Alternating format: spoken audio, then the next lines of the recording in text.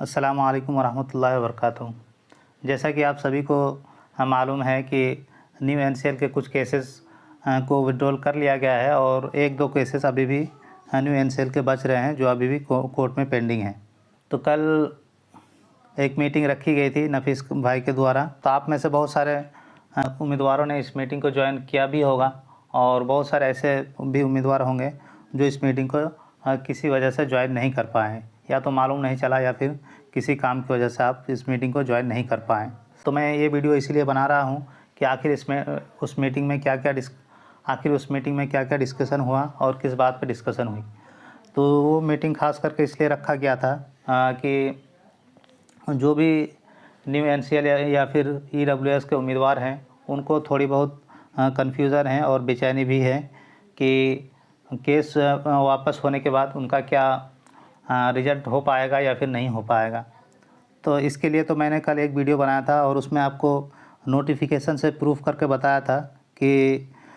New NCL होना या फिर न्यू ईडब्ल्यूएस होना, इसमें आपका जो उम्मीदवारी है उसमें कोई भी फ़र्क नहीं पड़ेगा। कि आप सभी को पता है कि किसी को भी अपने मार्क्स तो पता नहीं है, चाहे वो जनरल वाले हों या ईडब्ल्यूएस, किसी को भी जो है मार्क्स अपना पता नहीं है और ना ही रैंक पता है। तो इसीलिए अभी कुछ भी नहीं कहा जा सकता है कि किसका सिलेक्शन होगा, किसका नहीं सिलेक्शन होगा। तो ये मीटिंग इसीलिए रखी गई थी कि जो भी न्यू एनसीएल के उम्मीदवार हैं या फिर ईडब्ल्यूएस के उम्मीदवार हैं, उनका जो कन्फ्यूज़न है कि उनका सिलेक्शन होगा या नहीं होगा, और आखिर जो नफीस भाई की टीम है वो उनके लिए क्या कर रहे हैं, जो न्यू एनसीएल के उम्मीदवार हैं उनके लिए क्या कर रहे हैं। तो इसी वजह से वो मीटिंग रखी गई थी। तो उस मीटिंग का मेन मुद्दा यही था, किसी भी उम्मीदवार को कोई भी कन्फ्यूज़न है, खासकर न्यू एनसीएल और ईडब्ल्यूएस के उम्मीदवारों को, कि तो उनकी कन्फ्यूज़न को दूर करने के लिए ही वो मीटिंग रखी गई थी। तो आप हजरात में से जिसने भी वो मीटिंग अटेंड की है या फिर नहीं भी किया है, तो अगर आपके मन में कोई भी कन्फ्यूज़न है तो आप नफीस भाई से डायरेक्ट रब्ता करें और आपका जो भी कन्फ्यूज़न है केस से रिलेटेड कि रब्ता करके अपना जो है कन्फ्यूज़न क्लियर कर सकते हैं। क्योंकि जो नफीस भाई की टीम है वो सामान्य प्रशासन विभाग, जो बिहार के सामान्य प्रशासन विभाग है, उनके ऑफिस में गए थे और वहाँ चेयरमैन सर से हम बात किए और चेयरमैन साहब को ये अवगत कराएं कि देखिए, हम सभी लोगों ने केस तो वापस कर लिए हैं और कुछ केसेस अभी रह रहे हैं। तो आप जो है न्यू एनसीएल वाले को भी, जिस तरह से पहले होता आया है कि न्यू एनसीएल को भी एक्सेप्ट किया गया था, तो उसी तरह से आप न्यू एनसीएल वाले को भी एक्सेप्ट कराने की कोशिश कीजिए। तो सामान्य प्रशासन के विभाग के अध्यक्ष ने कहा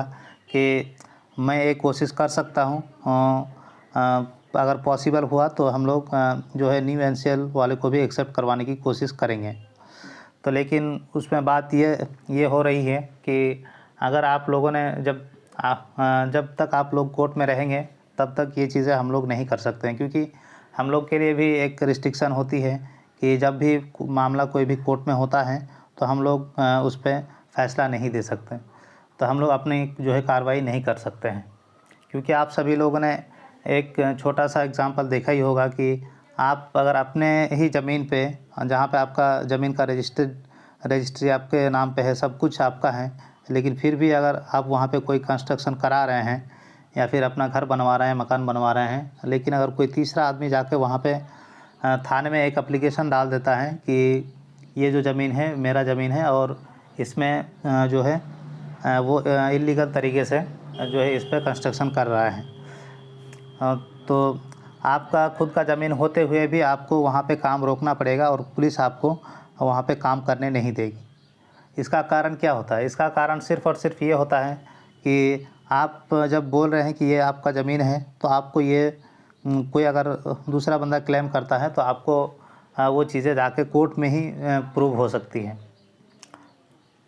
तो इसीलिए जब तक फिर वो कोर्ट का फ़ैसला नहीं आ जाएगा तब तक आप वहाँ पे कंस्ट्रक्शन नहीं कर सकते हैं।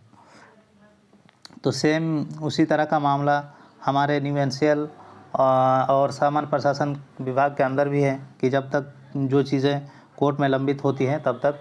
वो उस पर डिसीजन नहीं लेते हैं। आप सभी लोगों ने देखा ही, आप सभी लोगों को पता ही है कि 1.5 साल से हम लोग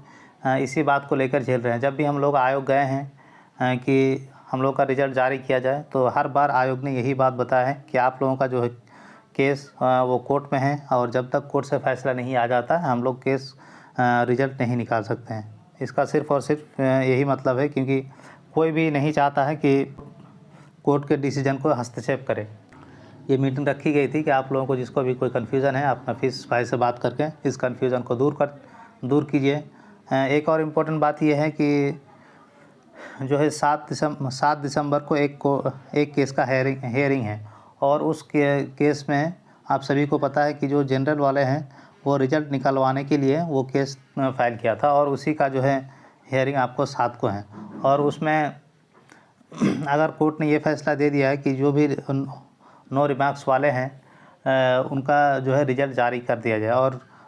पॉसिबिलिटी यही भी है क्योंकि अब प्रशासन और सरकार भी यही चाहती है कि अब जल्द से जल्द रिज़ल्ट ये निकल आए।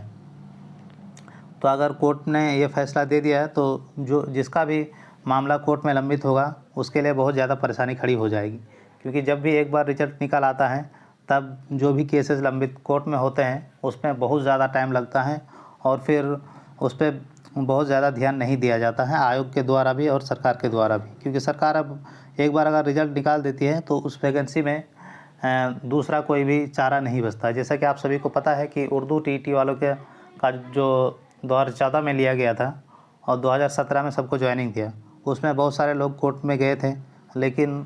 चूँकि सरकार ने कुछ लोगों को ज्वाइनिंग दे दिया था और कुछ लोगों का बाकी था,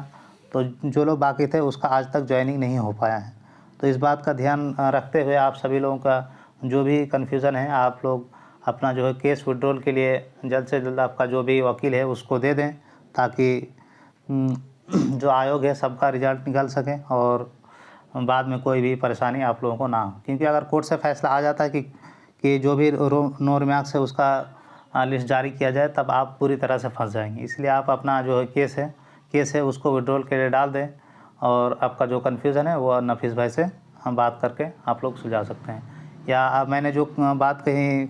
सामान्य प्रशासन विभाग के बारे में, अगर आप लोगों को इसमें कोई शक है या फिर कोई कन्फ्यूज़न है तो आप लोग खुद भी सामान्य प्रशासन विभाग के दफ्तर में जाकर इस बात की तहकीक कर सकते हैं और आप खुद भी उस बात को पूछ सकते हैं कि न्यू एनसीएल के बारे में वो लोग क्या सोच रहे हैं। तो इस वीडियो को